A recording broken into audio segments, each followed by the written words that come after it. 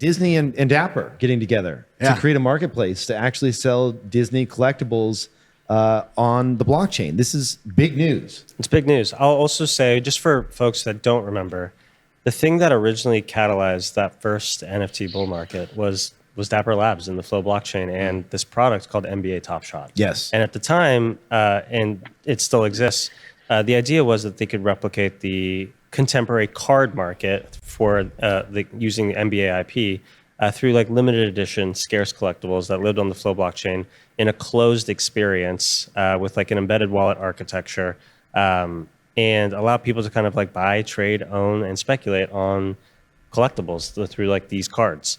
Now, they built a really great experience. I think what was very clear was that the experience that they had built made some design decisions that felt less like using Web3 and more like a centralized product, but it was actually conducive to getting hundreds of thousands, millions of people into their ecosystem. And I think that's probably what's attractive to Disney. I mean, I don't have to tell you guys, Disney is just a money printing machine. IP powerhouse. IP Star Wars powerhouse. And so they said Star Wars is coming to which is like, forget, I don't want to collect, well, I know people like to collect Mickey Mouse shit, but like, I want to get some of those Star Wars characters. Like that would be amazing. Totally. So I think a lot of folks have been around, especially in the bear, and are tinkering at the edges of smart contracts and Web3 and NFTs, are seeing this and saying like, this isn't for me. I think would be instructed to just spend some time thinking about what's going on here, because this is what, like mainstream products may end up looking like, right? So things that look like a Disney Dapper partnership for digital collectibles for the IP universe of Disney.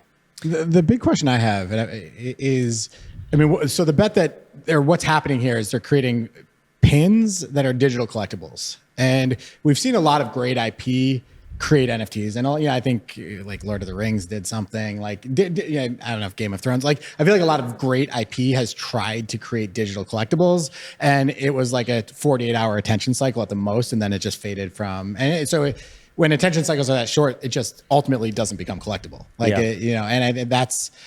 So I'm curious, what do you think makes something successful in maintaining its collectability? Because that is required for this to do well. So I have two thoughts. The first is I poked around a little bit, and it looks like some people have actually started to dig into some of the minting and contract work that's happening on top of Flow to kind of answer this question. And I wrote down some of the findings. I mean, they're constructing it very much like NBA Top Shot was packaged. There's Genesis editions, there's unique editions, there's limited editions, there's open editions, there's starter editions. Things of rarity are affected by colors and effects and materials and size and thickness and access rights. The IP spans multiple properties.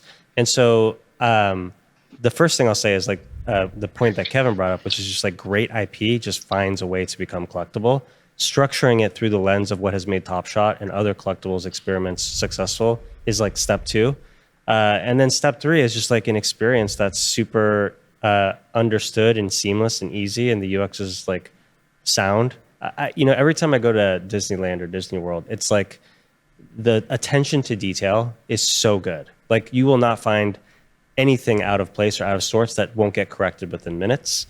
And if they take that same viewpoint to something like a digital asset ecosystem, it could be quite powerful. Yeah, for me, there's so much you could do here.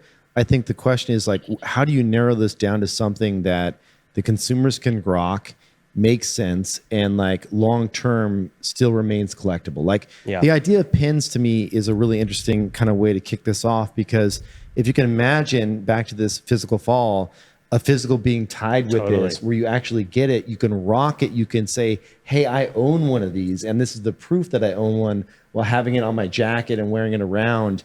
We know things like Mickey Mouse watches have been going on for decades now that are insanely collectible. I went to my first Disney wedding this year. Like a couple got married at Disneyland, had the whole... Yeah, it's weird. Like, it was actually a ton of fun. And I mean, like, dude, this IP globally, I just don't think people recognize how big this is. Well, the other thing too is like when I think about the Star Wars characters, like I whenever I go into like a collectible shop and you see the OG characters in their boxes, remember the ones that they're still sealed, and they're going for thousands of dollars. Like as they introduce new characters or revisit those really special moments, like when Han fires first, and you make it a little limited collectible where you can have that on your wall. Playing in loop is a very special moment in that kind of lineage and history of the series. Like that's amazing. That's huge. 100%. And I think like as an engine for future experiences, right? Like we know just the physical fall is one manifestation of this, but when you own the digital and you prove that you own the digital, you can start serving new types of experiences to people, right? Are those experiences in the park? Are those experiences through, entertainment that can be streamed to you? Is that experiences that, are physical manifestations of the thing itself? Is it toys? Is it gear? Is it apparel? I mean, like we're talking about Disney here. Yeah. I mean, it's a great point. Like you can imagine there is a world where these are chipped, the physicals that you receive, and you go into the park and like all of a sudden you have access to something. Exactly. Yeah. It's coming. It's coming. It's very exciting.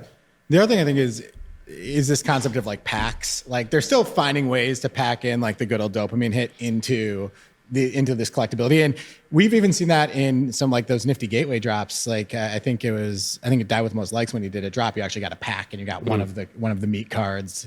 Gabe I Weiss, love Die. He's awesome. When Gabe Weiss did his drop on Nifty Gateway, they had different rarities, like for the snow fro thing versus the other, versus the other FUD card that he had. I think like that concept of finding ways to make it fun, and it's not just here's one. It's like, I know that these guys have been talking about getting packs, and I think playing with rarity.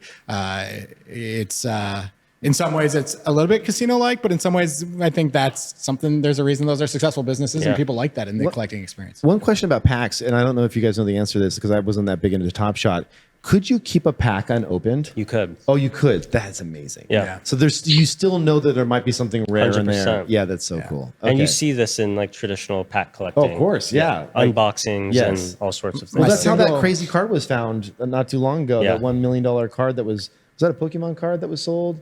I can't remember what it was unopened. Like, yeah, it was gotta from learn an about unopened Pokemon. pack. I feel like to be in the collectible world, I need to know more about Pokemon. Same. Yeah, Let's it's do a such Pokemon school together. for sure. Yeah, we need to get schooled up on that. My biggest sale ever, my best NFT sale ever was I had a Bored Ape where I didn't claim the other deed and I listed it. And like some Discord group just bought it because they wanted to like collectively go in and smash it together and see what they flipped for that other deed. And that's amazing. there was definitely premiums there. Sorry.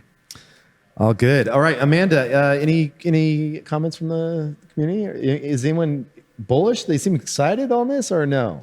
I mean, I think Are you? whenever you see some big company jump into NFTs, of course you're always excited. I signed up, of course, with like 3 of my emails. Like, why not, right? Like, just 3 to of see your what happens. emails. 3 of my emails. I botted it, and I'm excited. I think it's going to be interesting to see. I mean, shout out to Flow and Dapper Labs for continuing to crush these like very iconic partnerships. So I'm looking forward to seeing, what we can do. I'm here for the culture and for what the things and the people here in Web3 are building. But you know what? I'll take it. I'll take the exposure. Why not? Totally. Yeah. I think it just gets back to like this technology is a gravity well for so much stuff. Yeah. And like you might not be interested in it, but like it's still important. Exactly.